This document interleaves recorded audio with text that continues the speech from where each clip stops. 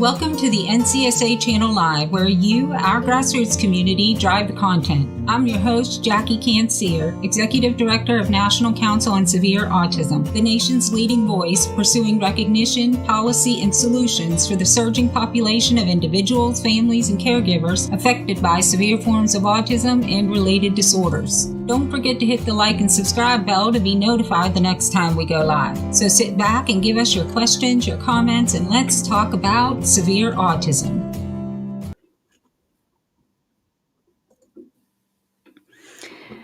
Good morning, everyone. I hope everybody had a great holiday and it was peaceful. Why are we up so early in the morning doing a live? Well, because I have not gotten to bed, as many of you, I'm sure. My daughter had an up and down night like many of our children do.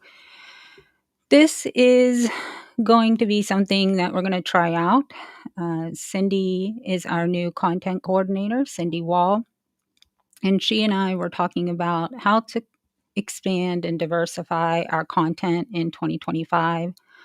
One way we thought about doing that was to periodically do a long form live stream, and we will try to broadcast it simultaneously across multiple social media platforms to be sure that we're able to reach each of you as much as possible. Now, this is not going to be on any kind of schedule. I do have a lot on my plate, but anytime that I see a heightened level of discourse in the community, or if I see that there's a lot of excitement and interest in something, then I'll come on here and try to do these lives.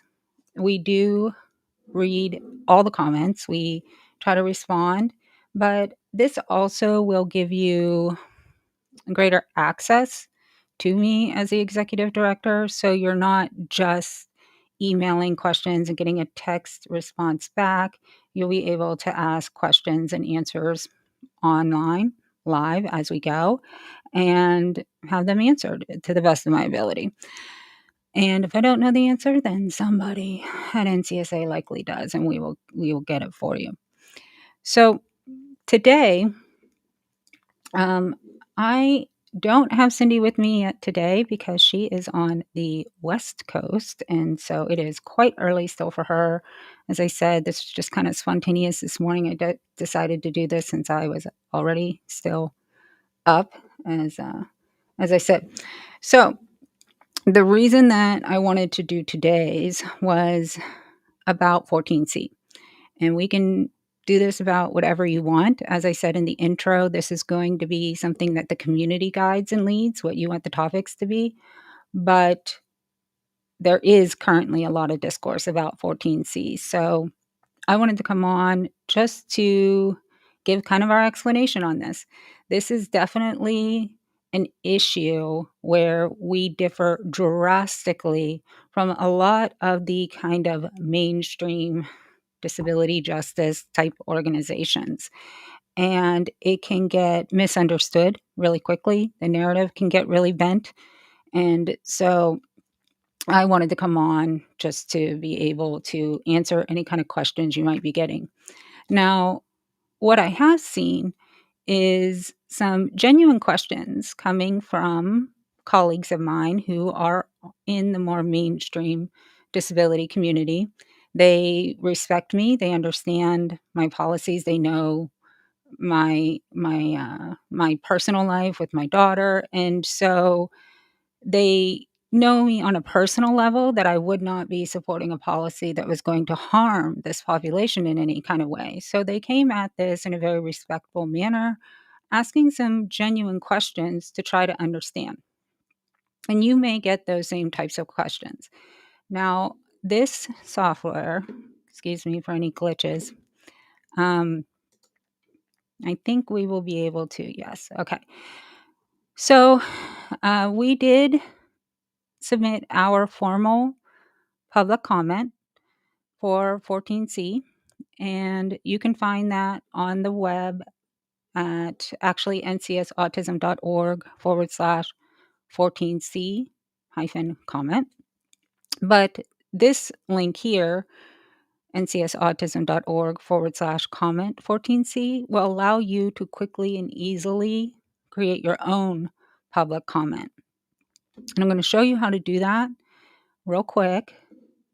And then I'm going to get into really the nuts and bolts of what we're here for. Let me find that. Let me type it in real quick. There we go. Okay, so when you go to, let me share screen. There we go. So when you go to that link, you are going to see this page. Give you a better view of it there. And we've made this really quick and easy. This can take as little as 3 seconds for you. Now, it does give you some tips for submitting a public comment, just general tips. Understand that this is an actual public comment. So this becomes a matter of public record.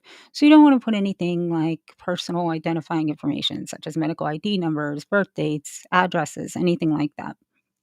But you are required, in order to submit a public comment by the federal government, you are required to enter your first name, last name, and your email address. Now, mine already says, "Hi, Jackie K," which is going to be a really nice feature as we have more action campaigns. Once you do this once, when you come back to the page, it'll just say, "Hi, your name," and you won't even have to take that 1-second step to enter in your name and email.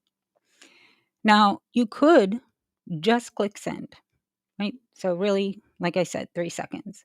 But what we see here is we have already drafted a standardized letter here, but we also have a space down here, and it can get pretty long, where we are encouraging you to personalize this message in your own words, to share your story and any additional goals and recommendations that you have, to really humanize this issue from the personal perspective. You might say, "Jackie, you just told me not to put any identifying information in there. Your name is okay," right? And I'll tell you what I did personally. I did this as I submitted a public comment, and I also went back and submitted one in my daughter's name with her email address I used for her materials. And there was no hiding anything there. I stated, "I am a 21-year-old with profound autism, and my mother slash caregiver slash conservator, Jackie Kancir, is writing this on my behalf because I cannot read, write, nor self-advocate effectively," right? And I go into the impacts of my state, Tennessee, eliminating 14C from her perspective and how that really has limited her options in the state. So if you are the conservator of an adult, I also recommend that you consider that as well. And that's it. That's it. It really takes 2 seconds. And I am so glad to see the very first day that we launched this, more than double of the submissions back in June when we asked for public comments to IAC for caregivers. We have more than double of that in the first hour after launching the campaign. So this software has really helped broaden our reach. And this is a new investment from NCSA just in the past couple of months. So we thank all of our generous donors for 2024 because this is one of the things that we were able to purchase thanks to your generosity. Okay. So if we go over to the Facebook page, you'll see that yesterday, let me share screen again. I will get used to this software.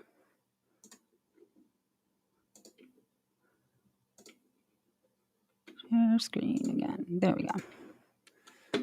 You'll see that yesterday I recommended Chasing the Intact Mind by Amy. Now this, if you really want to get into 14C, Dr. Amy Lutz, she is our vice president. She is, I don't think I can make that come over anymore. There we go. She is the foremost expert on this, and her book here is so heavily cited. It's very academic. It it goes into the historical origins of how we even got here into these types of policies. It really kind of goes through three deep dives into topics of facilitated communication, conservatorship, and 14C. So if you really want to get down to the nuts and bolts of 14C, I highly, highly, highly recommend grabbing her book. And let's go into some of the discourse around 14C and what people generally say, and some of the comments I've gotten this weekend that we had to kind of work through. So it's, and I'll tell you, I don't want this to become a back and forth with other organizations or anything like that, but I can see why so many people are confused. When I was looking online at some of the other official comments from last year encouraging the Department of Labor to eliminate 14C from organizations that get $5 million a year, that have more than $10 million in assets, that claim that they're for people with disabilities and they're all inclusive, yet they have no clue on this subject, and they have straight up lies in their opposition statements. They're really generalized statements such as all people this, or it's just alarming to read some of the opposition statements from such high level organizations. One, and the reason I'm not naming them is it's not, I know who most of you are probably thinking of right now, and it's not that one. So, and I get to see, okay, I can see the chat. It is really great to have everybody in here. So hi to everybody. Thank you for joining the broadcast. But this is probably an organization you haven't even heard of. But this is what I'm saying. They have a lot of funding. And so we are going to have to work really hard to bring authentic awareness to this issue based on the real lived experiences of the population that these kinds of policies actually are impacting. So one question, and it comes down to the sub-minimum wage um, descriptor for this topic. And so individuals that are opposed to 14C think of that as an indicator that an employer would be considering that worker subhuman. Okay. And that isn't in any kind of way what this means. So I use my own personal lived experience to really try to break this down. And I encourage all of you, if you have that lived experience, to also do the same, because your own lived experience is really what's inarguable. And it really should be the place that we all speak from. So, am I saying that nobody ever has been in a 14C program that should not have been? No, of course not. I don't. Unlike some others, I don't like to speak in generalizations. And so, like any program, I'm sure that there is some level of misuse or abuse. But if we are just going to scorch earth every policy or program with misuse and abuse, I don't see the government shutting down all the group homes in the United States with all of rampant abuse that is going on in many of them in many states. New Jersey's currently got, I think, 5 bills to try to stop the neglect and abuse going on in group homes in New Jersey. So this happens in all of our programs. That is an indicator that we need better oversight. We need more funding into these programs. We need better training. We need better regulations, not to eliminate the very few supports or services that actually work for our population. So, using my daughter as the example here in Tennessee, what happened when 14C was eliminated? Well, 14C, coincidentally, was eliminated right as my daughter was turning 18. And I knew that that was going to have really drastic consequences for her.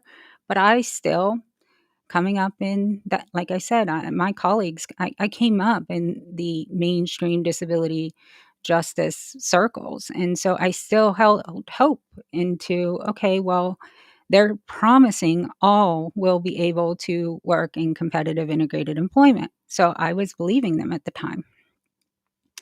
At this time, it is important to note that my daughter had 112 hours a week just of ABA, plus 56 hours a week of CNA care. That that was made up of a main BCBA, a brand new BCBA that was underneath her, and then 4 RBTs. The 6 of them staffed those 112 hours. They could work multiples of them together at the same time. That way, she always had the amount of support that she needed anywhere she needed it, in the community, at home, at school, wherever it was. So our state eliminated the comprehensive waiver applications in 2016 before we applied, and we only had an option of a community first waiver. It is called employment and community first choices. So as the name entails, it's heavily geared towards employment. One of the benefits of this waiver is a 30-day program called exploration. It's just to see what types of jobs somebody might like to have. And when the provider first called after I requested exploration, we talked on the phone and she asked a little bit about what my daughter liked. And, she loves her dogs. We were still living in the city. We didn't have all these animals yet. And so she said, "Oh, we have one provider who they make dog biscuits." And I was like, "Oh, she loves being in the kitchen." She's like, "So, yeah, let's start her there. Let's see if she'll like that. I'll call you next week after I get all the paperwork in from your support coordinator." Well, she called the next week to say that she was sorry, but she doesn't take that level of care.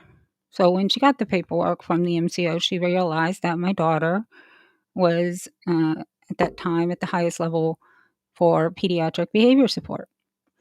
And the BCBA was great at the time and really put on her advocate hat. She got on the phone with the exploration provider and told her, "You will never have to worry about the behaviors. We have 112 hours. I've been doing this for 20 years. I have a full staff. You tell me what you need. We'll make sure it's there. You just do your job. Please give her this opportunity. We will do our job and make sure you never have to worry about the behaviors." Even with that kind of support, they still said, "Sorry, we just don't take any cases with this level of care." So she was denied even basic job exploration to see what types of jobs she might like, to just make dog biscuits. And the irony of this is really going to come into clear view here in a little bit when you realize that this is a girl who bakes cakes like every other day. She loves to bake cake. She loves her animals. I think she would have loved to make dog biscuits, but she was not afforded the opportunity, even for 30 days, to try it out. So obviously, competitive integrated employment was not going to be on the table for my daughter in the state of Tennessee, despite being told that all with disabilities would be able to be served in competitive integrated employment. This is also, coincidentally, around the time that I joined the policy committee for NCSA because I was really tired of being gaslit and I needed some reality in my life, and NCSA was a very welcome dose of that. Because my daughter was not going to be able to access 14C, because it was very evident she wasn't going to be able to access employment, and because she was 18 with just a couple more years left of high school, I realized we were on a clock, and I was really concerned what was going to happen to her after high school. And we were already in a good high school that had worked really hard to get to be able to support her really well with her behaviors. But I really wanted to get her started on having some opportunity for meaningful daily activity after high school. So I sold my house in the suburbs and I bought a fixer-upper little farmhouse, much smaller, one level, had a ramp for her wheelchair, no carpet, all hard floors, and it had 5 acres. So it was at the end of a dead end road. There was no bodies of water. I wouldn't have to worry about traffic, or I wouldn't have to worry about drowning. So this was really an ideal setting. And I didn't know the first thing about farming, but that's what YouTube will teach you a lot. And I took several courses through the agricultural extension through the University of Tennessee in order to learn how to do this. And I say that because another m- misunderstanding, another fallacy that really gets spread onto our community a lot of times is that caregivers are advocating for themselves. That caregivers are, I just saw this yesterday, that, organizations are supporting things that are for the caregivers. Listen, this is not my dream to be running a homestead. This is something that was best for her. That doesn't mean in any kind of way that I am resentful running this homestead for her. I am grateful to have figured something out and to have had the privilege and means to be able to provide this for her, because I recognize that's not going to be everybody's ability and experience. So that really, I just say that to try to quench some of the discourse surrounding that this is just for the caregivers. Caregivers are often sacrificing and doing things for their children above and beyond what you can imagine. And it has nothing in alignment with what they originally thought their life might be. But that doesn't mean they see their children as some kind of burden or stop to their dreams. They adapt and adjust and become grateful that they're able to provide that. So I moved out here to the middle of nowhere, and we built a chicken coop and a chicken run with some help from my best friend and her husband, and they brought out a whole crew, and we got chickens and we got bunnies. And then we built a garden, and immediately she began to thrive. She was much calmer out here than in a city. Now, that meant that I was transitioning her to a new school. Not ideal. Not ideal when we're talking about really big kids in adult sized bodies with really big behaviors. I am 100% certain that the school had never had to see a case like this before. So it was a really rocky year, about a year. But I can tell you at the time of this live stream, the school, she will be graduating in May, and she has been able to stay in public school consistently. I've never had to send her to a special school or anything. I used the protections of IDEA, and used our procedural safeguards, and the schools have been able to get enhanced training. All of their staff has been certified in crisis intervention. It took a while, but they know her very well now, and they're able to handle things, and they haven't even called me to come and intervene and help in quite a while. Let me take some questions here. So Piper Ann says, "That is my goal, have a flower farm homestead for my non-speaking daughter." Oh, I am obsessed with the flower homesteads. I really am with you there. I would love to. My daughter, Jaden, she picks every flower as it is about the bottom. And so I think I would have to plant it somewhere on the property, sadly, that she wouldn't be able to see it until it was like fully in bloom, because she just loves picking flowers. But yes, they're so, so beautiful. Tammy says, "My daughter, Central Indiana location, can't even find a place to volunteer because she is self-injurious and has a one-to-one during the 2 days a week she attends day programming." Yes, yes, exactly. That is what ends up happening. We have a small flower garden now. It's pretty large for my daughter. Fiona loves it too. They do. I mean, Jaden just loves flowers. In fact, I just got her for Christmas this like little Lego set that you make flowers. We haven't done it yet. I think it's pretty complex, but we'll do it together. She will love it. Like make a little bouquet of flowers.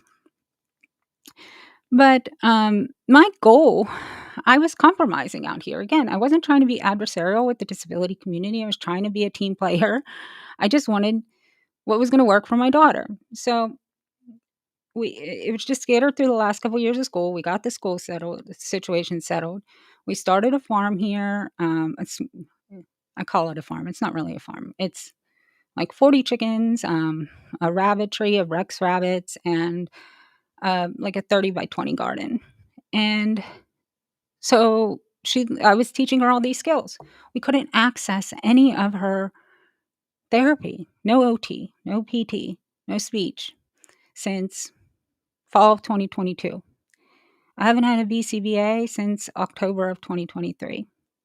I had a CNA from February of 2023 to June of this year, but I haven't had a CNA since then. So I have no staffing at this point. Really a problem, because when I came to find out is there were all kinds of new skills she needed on the farm. And I'm going to show you this. I'm scared to death for adult services, though. It helps listening to others discuss it. Yeah, I hope that's what I'm hoping for. These real discussions will bring out some hopefully some honest conversations. So I'm going to show you a video where you're going to see the types of skills she needed to learn when, if I can find it, there it is. I made this video, I don't know, when did I make it? March 7th of this year. I think my internet is lagging. I made this video March 7th of this year. And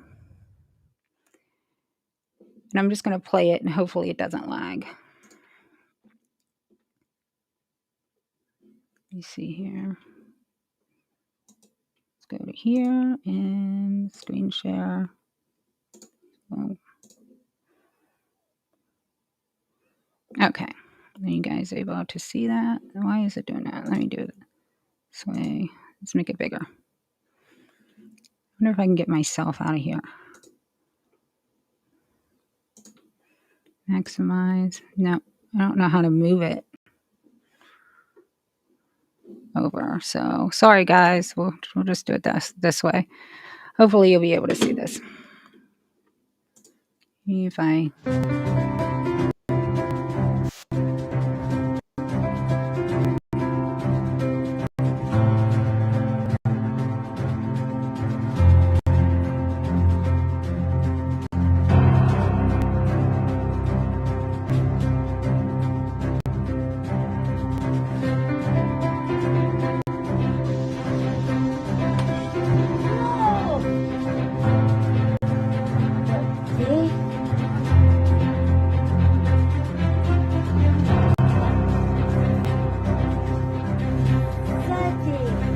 Exciting.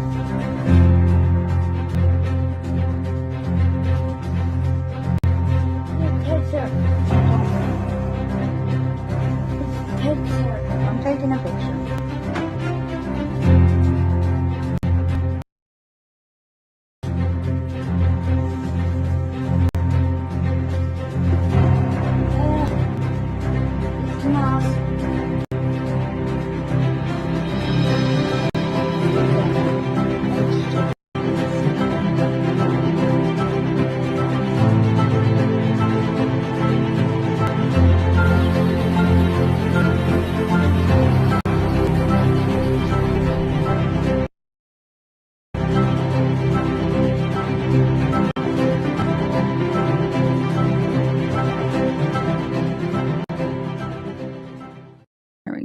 There we go. I'm figuring it out as we go. Okay. So, she was adding these value-added products, and the reason was because my intention was we had this big garden, we had the chickens with the eggs, we had bunnies, and so I looked, and our local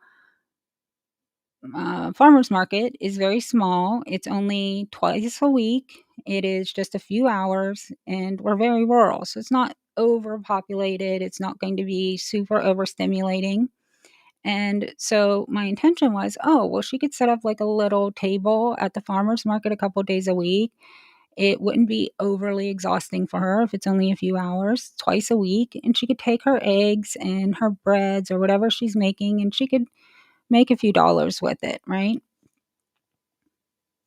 I can't do it on my own. And again, I have no staffing. So even that, she can't even do that.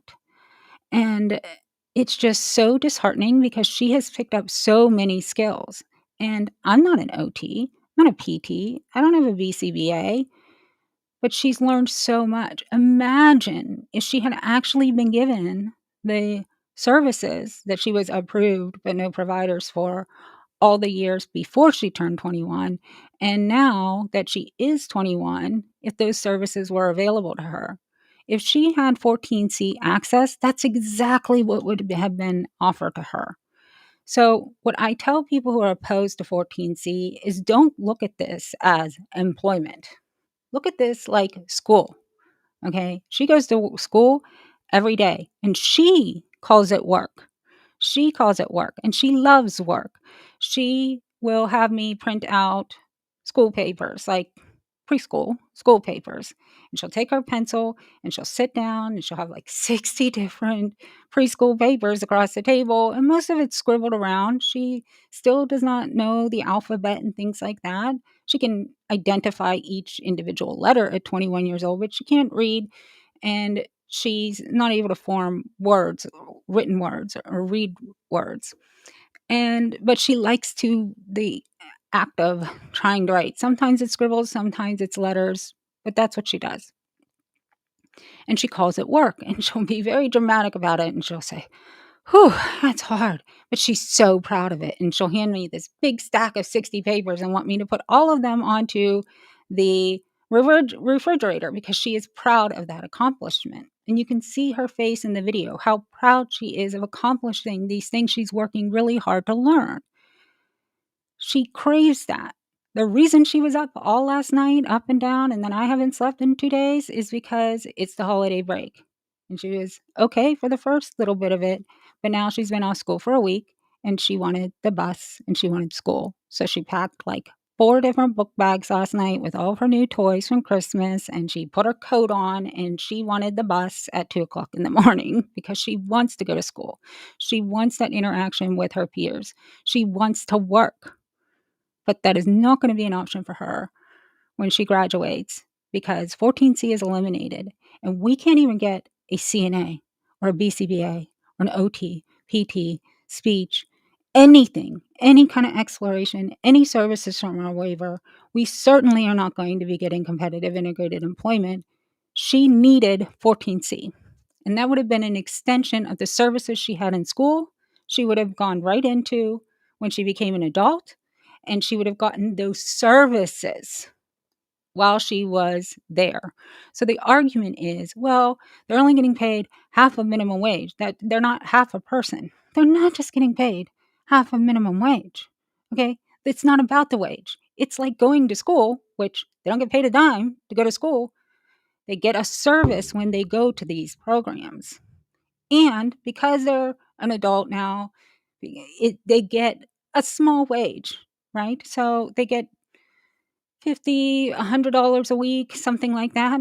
But let's not forget, the same opposition would be very happy for her to not have 14C and go work a job at a retail store for $7.25 minimum wage. No health benefits, and it taking from her SSI, right? So she's not making any more money. She's still not making a livable wage, and she could lose her free health insurance. If she had a minimum wage job, they would be very happy about that. But you're not bringing home $7.25 on a minimum wage job. You have 12.5% FICA tax, right? Your Social Security and your federal income tax. More if you live in a state with state income tax or local tax. And then your group health insurance benefits, whatever else might be taken off the top. And guess what you might get to bring home? A little over half of that 725, right? This particular population already has SSI, which it just went up, just got, I think it's 962 or 964 now in 2025. So almost $1,000 a month off the top. Plus, they're not paying for health insurance. It's free health insurance through Medicaid. Plus, they have a waiver. Plus, they have these services actually being rendered at the 14C program. And in addition to that, they're being able to form new relationships, just like she wants to go to school and see her friends. They're able to form meaningful relationships. They're able to maintain skills they already have, learn new skills, have meaningful daily activity, meaningful long time relationships. That's all gone because people who have never spent a day with somebody like my daughter decided to get on some virtue signaling platform because they wouldn't want to work in a 14C program. It would make them feel diminished. So they think she shouldn't have that. Well, guess what happens to these individuals in states like ours? They get nothing, nothing at all. I had the ability to at least create this farm for her. She will have that. But I can tell you, it cost me thousands and thousands of dollars to do this, and it's not enough. It's not enough to stop her from 2 o'clock in the morning, sitting there, looking out the window, wanting the bus, wanting friends, wanting work. We should still have 14C, and we don't. And so that's why we are so passionate about making sure we stop this progression of elimination of 14C. NCSA's position is not only to retain 14C, but to expand it, to have regulations, to make sure that we have better oversight. There's already regulations to have better oversight, that nobody should be in 14C that can be in competitive integrated employment. It's never been a you have to be in this program. These are not sweatshops that are just finding disabled people to make them slave labor at this cheap rate. That is not what's happening. These are a health service social program.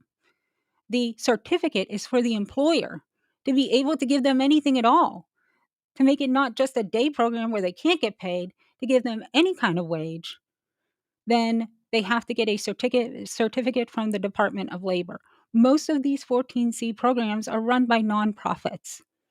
That is what the actual reality of 14C is. And it is a travesty that she will not have access to it here in Tennessee. So let me take some of your questions here. Amanda, she is our state chair for North Dakota. My son's school tried to help us with a transition plan, but kept contacting adult services with no success due to nothing available. Very sad. We are at a loss, but we won't give up. It helps to see others in similar situations. Yeah. And another thing, we do have our DC event coming up in April 2nd through 3rd.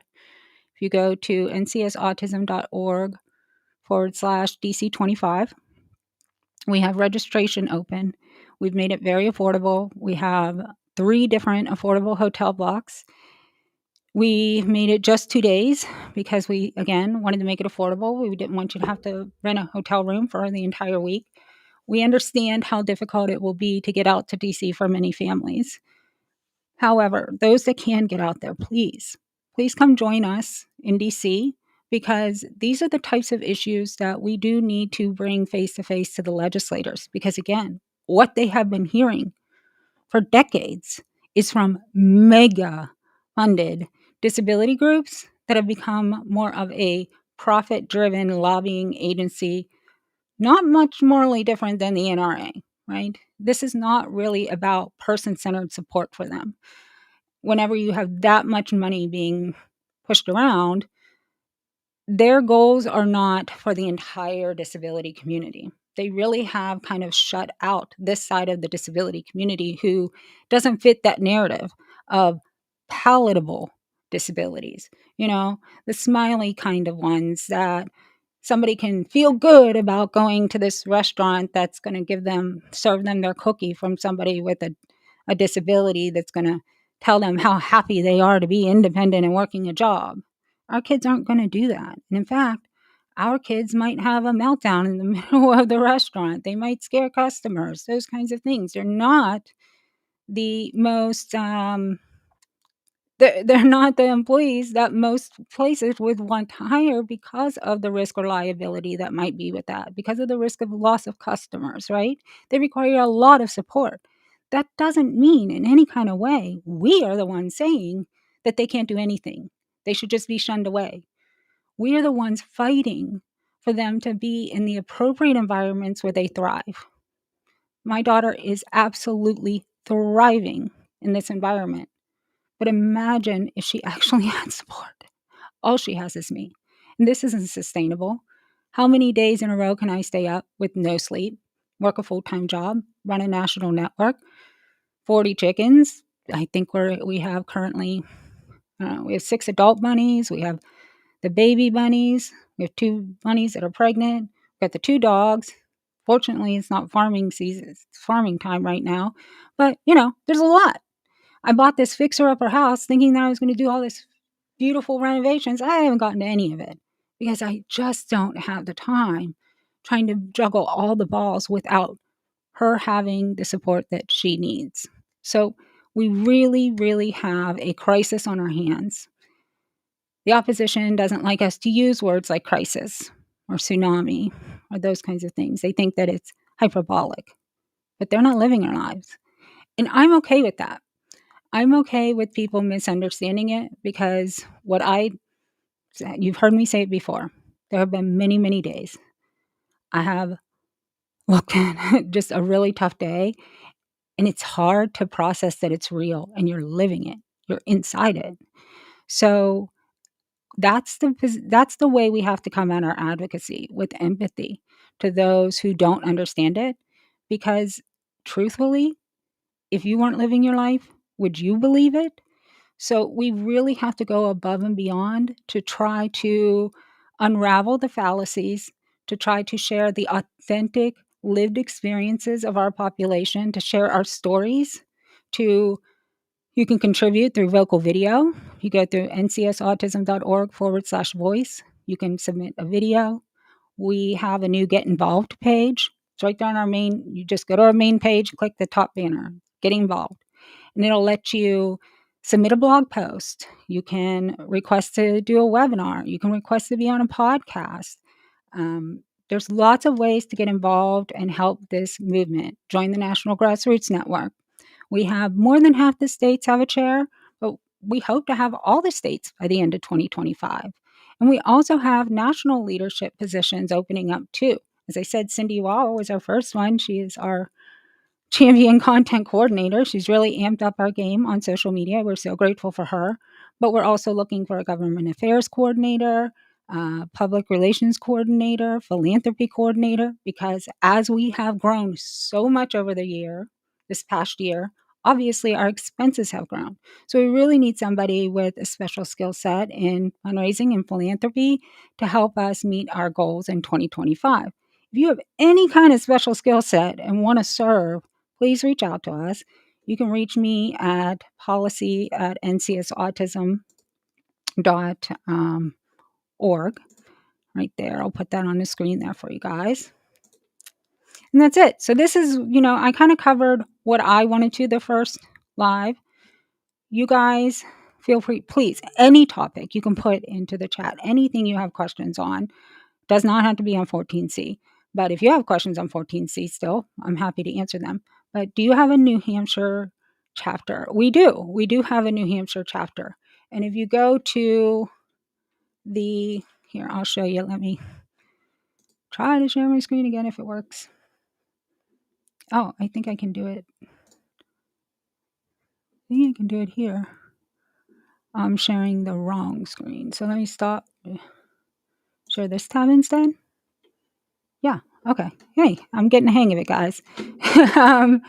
So if you go to the website and you just go to policy and go to state chapters, right there, these are alphabetical order, and you'll be able to find your state chapter, and it will take you to the Facebook group to apply there. And this is really important, guys.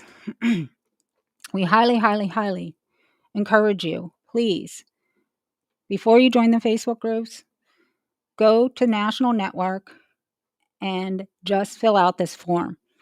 Why do we ask you to do that? This form here, sorry, you can't see it. It only takes a couple seconds, again, but the reason is because that action alert that went out for 14C to message your legislators, this one here, what was it? I don't have it on the. It's so new. It just went out 2 nights ago. I don't even have it on. There we go. Oh, get my caps lock on. It's so new that I don't have it on the thing yet. I will put it up there.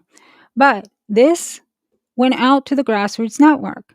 If you don't sign up on the national network page, you're not going to get the alerts. You're not going to know what's going on. You might miss things that might matter to you at your kitchen table that you would have liked to participate in and had your voice heard, but you're not going to get them if you're not signed up with the national network. That's all it is. We don't spam you, anything like that. This is going to expand. This software. So when we went to the national network, right, now we have all of these other states. And that was intentional, that we were going to, we really knew, we understood that at a national level, it is absolutely impossible to know everything that's going on at the state and local levels. We have a very broad view. We know what's going on in our own backyards, but we're a very tiny nonprofit. So we aren't in all 50 states. And a lot of federal policy starts at the state levels. It's easier to get things passed at the state. So that's where a lot of trouble can happen, is at the state level.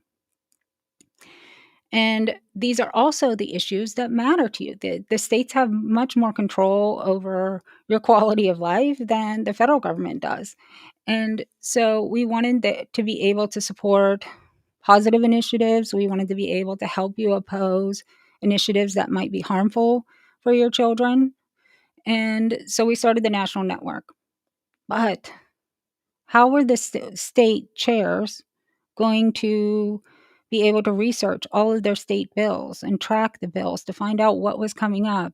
How are they going to be able to mobilize their members and let them know about a particular bill and how to respond and who to send a message to? It would be so cumbersome to have to send out all these email lists. This is all the committee members in the health committee. This is all the, the software will do it all for us now. So the state chairs are going to be able to track state bills. They're going to be able to let you know what's going on in your state and what bills, that it'll be just like this. It'll be something very simple that you can just come on and sign on to, or you can customize and provide your own experience. You'll have opportunities to send letters to the editor for your local newspapers. You will have opportunities to testify if you want to, as much as you want to get involved. And so that is really an exciting, it's so exciting for those of us who have done state politics for many years. I can't tell you how much easier our lives are all going to be now that we have this software. So we are really super, super excited about it. So this year you're going to be able to see a lot more at the state level. And okay. All right, guys. Well, I've been on here a while. I think the first live went pretty well, a few tech glitches and things like that. I am so grateful, those of you that came on and were participating and asking questions. You have my email there. Please feel free to reach out to me anytime. And again, if I start to see some more questions, discourse, stuff like that online, I'll hop on periodically to do this. But again, go to that Get Involved page right there on our website. You'll see many different ways to get involved in NCSA. 2024 was our biggest year yet, and 2025 has so much more coming. So now is a great time to join the movement if you haven't already. That's all I have for you guys. Thank you.